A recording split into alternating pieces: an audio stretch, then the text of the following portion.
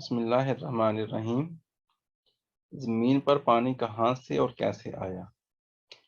Oxygen کی وجہ سے کرۂ ارض کے گرد اوزون کی پٹی بنی۔ اس کے ساتھ ہی آکسیجن مٹی میں موجود دوسرے معدنیات سے ملی اور اس کیمیائی عمل کے نتیجے میں پانی کا مالیکیول وجود میں آیا۔ تحریر سید منیب علی۔ آج حیاتیاتی سائنس بہت ترقی کر چکی ہے، لیکن اب بھی اس بارے میں تحقیق جاری ہے کہ زمین پر پانی کیسے آیا۔ کیا زمین پر ہم سے پہلے کوئی مخلوق رہائش پذیر تھی، اس نے پانی بنایا، یا اس سب کے پیچھے وجہ کچھ اور ہی ہے؟ ہم جانتے ہیں کہ زمین کا 3/4 حصہ پانی پر مشتمل ہے اور اس کا بڑا حصہ سمندری پانی پر مشتمل ہے، جبکہ صرف 3% حصہ صاف پانی پر مشتمل ہے۔ واضح رہے کہ ہم انسانوں کے لیے یہ 3% حصہ ہی پینے کے قابل ہے، لیکن آج ہم اس صاف پانی کا بے دریغ استعمال کر کے اسے ناقابل استعمال بنا رہے ہیں۔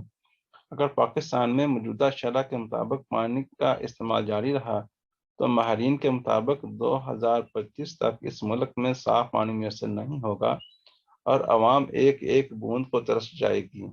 بہت سے لوگوں کا یہ کہنا ہے کہ ایک طرف تو سائنسدان کہتے ہیں کہ دنیا کا پانی ازل سے اب تک برابر ہے، اور دوسری طرف پانی ختم ہونے کا ڈر پیدا کیا ہوا ہے۔ اس بات کا آسان سا جواب ہے کہ دنیا میں پانی ازل سے موجود پانی کے برابر ہے، لیکن ازل میں موجود صاف پانی کے مقابلے میں آج صاف پانی بہت کم ہے۔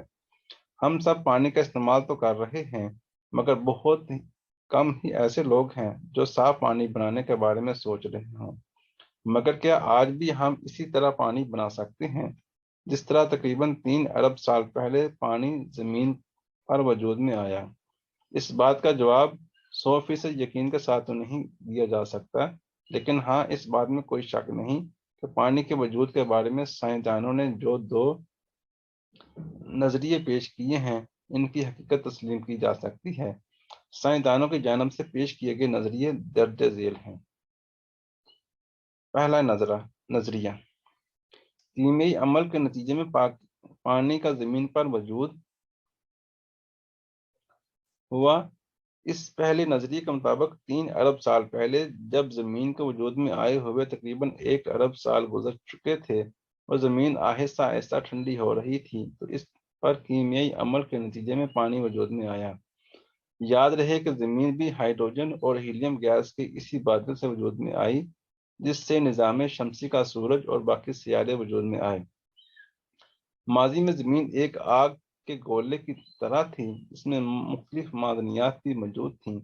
ہمیں یہ بات معلوم ہے کہ ایٹم جو مادے کا بنیادی ذرہ ہے اس وقت دوسرے ایٹم سے مل کر تعلق بنائے گا جب اس کے آس پاس کا ماحول جس میں مخصوص درجہ حرارت اور دباؤ شامل ہے وہ ملاپ کے لیے بہتر ہوگا۔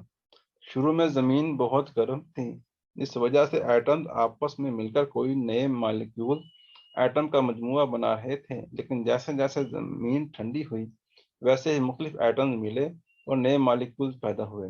یہ مالیکیول بھی ایک دوسرے سے ملے اور مزید باریک مالیکیول بنے۔ ان کے ملنے سے پہلا خلیہ جانداروں کا بنیادی حصہ جو کہ پہلا جاندار تھا، فضا میں آتش فشاں سے نکلنے والی ہائیڈروجن سلفائڈ گیس اور زمین میں موجود ہائیڈرو کاربن، ایسے مالیکول جو ہائیڈروجن کاربن اور آکسیجن سے مل کر بنے ہوں، خوراک کے طور پر لیتا اور اس سے توانائی حاصل کرتا رہا۔ ان چھوٹے جانداروں کا ایک ہی بنیادی اصول ہے کہ ہر 20 منٹ میں 1 سے 2 ہو جانا۔ اس طرح ان کی آبادی میں تیزی سے اضافہ ہوتا گیا اور ان کی بہت سی نسلیں بھی پیدا ہوئیں۔ چونکہ ارتقائی عمل کا آغاز ہو چکا تھا، لہذا بعد میں آنے والی نسلوں میں اپنی آبا کی نسبت تبدیلیاں آ چکی تھیں اور وہ فضا میں آکسیجن گیس بنانے لگے۔ ان کے آبادی کے ساتھ ساتھ آکسیجن گیس میں اضافہ ہوا اور ہر وہ جاندار جن کی مرکزی خوراک آکسیجن نہیں بلکہ ہائیڈروجن سلفائڈ تھی، ان کی آبادی مرنے لگی اور ختم ہو گئی۔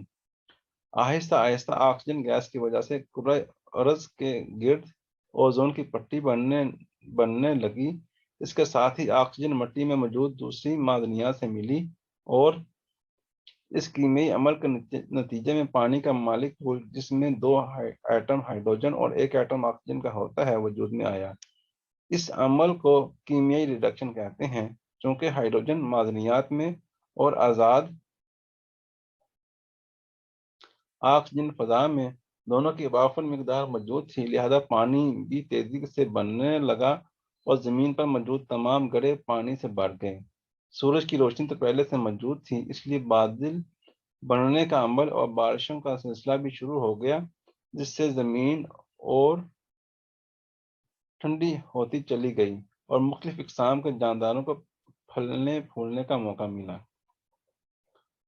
دوسرا نظریہ، سحاب ثاقب کے ذریعے پانی کی زمین پر آمد۔ 20ویں صدی میں سائنسدانوں کو سحاب ثاقب اور دمدار ستاروں کے بارے میں بہت کچھ نیا پتہ چلا۔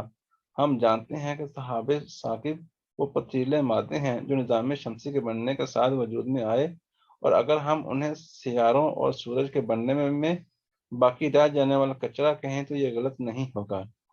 سائنسدانوں نے زمین پر گرنے والے ان پتھروں کا مشاہدہ بھی کیا کہ آخر یہ پتھر بنے کس چیز کے ہوتے ہیں۔ ان کی جانچ سے نہ صرف ہمیں یہ زمین اور باقی سیاروں کی حالت زار کے بارے میں بہت سی معلومات حاصل ہوئیں، بلکہ یہ بھی پتہ چلا کہ ان میں پانی بھی موجود ہے۔ کیونکہ اس وقت تک سائنسدانوں نے نظام شمسی میں زمین کے علاوہ کسی اور سیارے پر پانی نہیں دیکھا تھا، لہٰذا اس دریافت پر وہ بہت حیران ہو گئے۔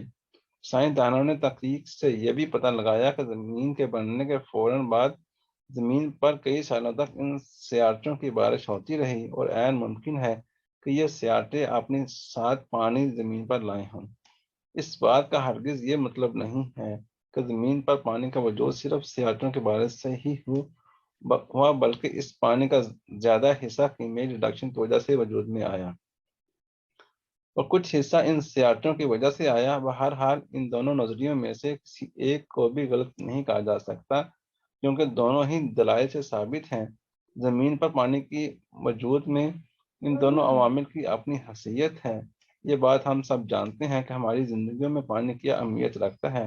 ہم پانی کے بنا زیادہ سے زیادہ 5 دن تک رہ سکتے ہیں، لہذا ہمیں چاہیے کہ صاف پانی کو ضائع ہونے سے بچائیں تاکہ ہم خود بھی سکون میں رہیں اور ہماری نسلیں بھی بہتر زندگی گزار سکیں۔